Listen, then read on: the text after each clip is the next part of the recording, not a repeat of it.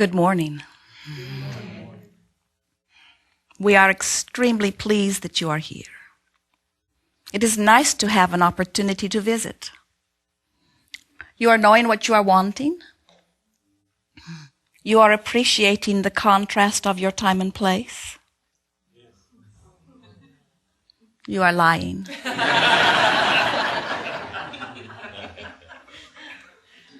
You forget we read your minds, or more importantly, your vibration.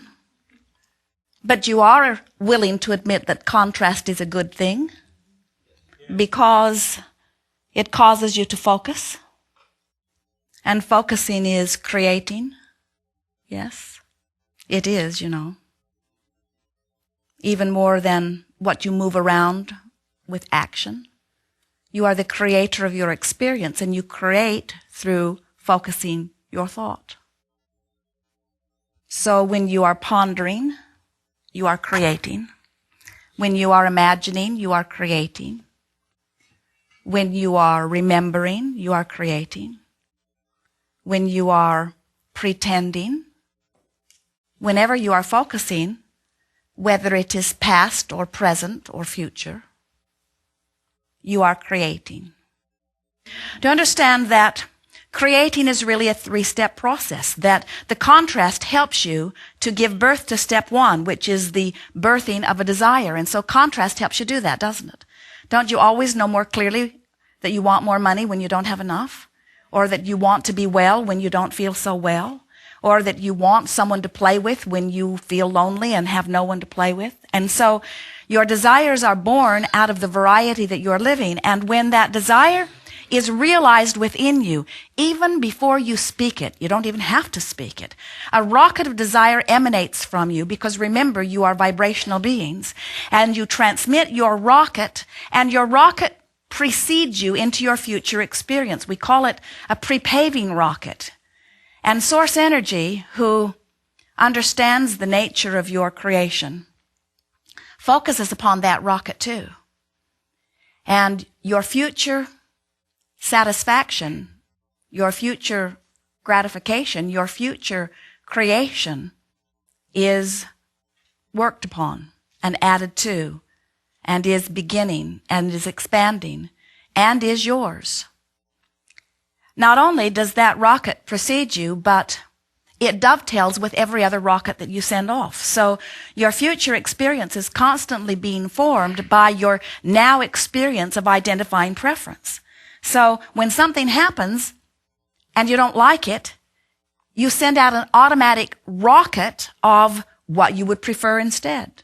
And your future experience, it would be nice if you could see it in some ways, although knowing what we know about you, you'd all be looking there instead of here. And here is where all of your power is. And so we are really not wanting to turn your attention too much to this floodgate of well-being and source energy that is surrounding the nucleus of the desire that you have set forth. In other words, if you could see an aerial view as we see it, you would realize that your future experience is filled with all of the things that you have been launching into it. That's step one. Contrast makes you want stuff. So you ask. Step two is not your work. That's the part we were telling you about, where source energy focuses upon what you're asking for, and the laws of the universe come into place, and the fairies of the universe, as we like to call it, massage and tend to your creations. We would like to tell you that your creations are all being held carefully for you, where they are expanding and thriving, by the way, in a sort of vibrational escrow, just waiting for you to deliberately or indeliberately apply step three. And step three is really what we call this gathering. We've named it the art of allowing. Step three is your work. Step three is where you find some way, somehow, to become a vibrational match to what you're asking for. In other words, when you ask for more money, the universe says, done. And avenues and circumstances and events begin aligning for you. But when you stand in your now and you complain that you don't have enough money, you hold yourself a vibrational mismatch to the desire that is yours, that is being held for you in vibrational escrow. So it's yours, it's there, but you have to let it in. And the way you let it in is you become a vibrational match to what you're asking for. So you have to focus upon what you want rather than focus upon what you don't want. But that's tricky, isn't it? Because after all, wasn't it contrast? Wasn't it moving around through things wanted and unwanted? And wasn't it the unwanted things that really gave birth to a lot of your desires?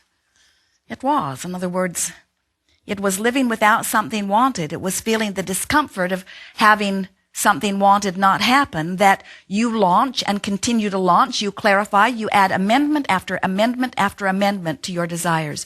Your desires are changing constantly, and source energy is keeping up with every one of them. The facilities of the universe and source energy, or God, whatever you're wanting to call it, keep up with your creative endeavor. It is our promise to you that there is nothing that you cannot create. No exception. No state of being you can't change, no state of having, no state of doing, nothing that cannot be changed.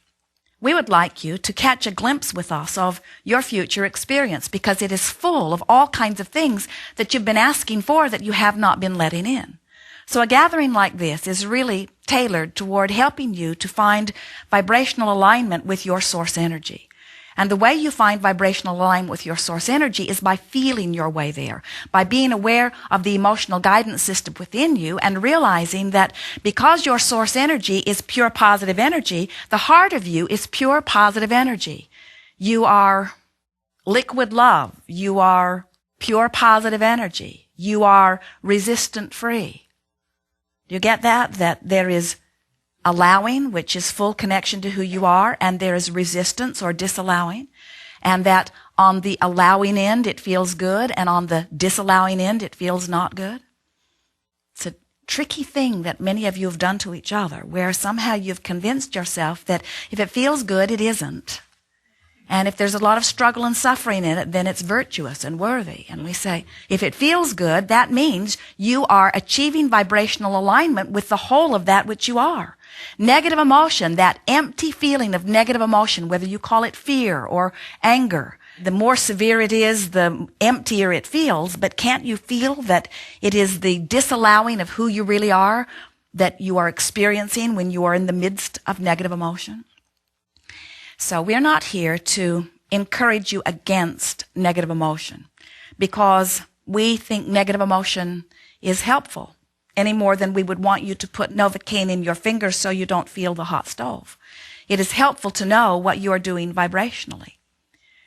What we are encouraging is that you be aware of how you are feeling, and more important, you are aware that the vibration, which is your point of attraction, and the way it feels are always a match. We're going to talk a lot today about emotions, and we'll show you, if you're wanting, how to move up the emotional scale.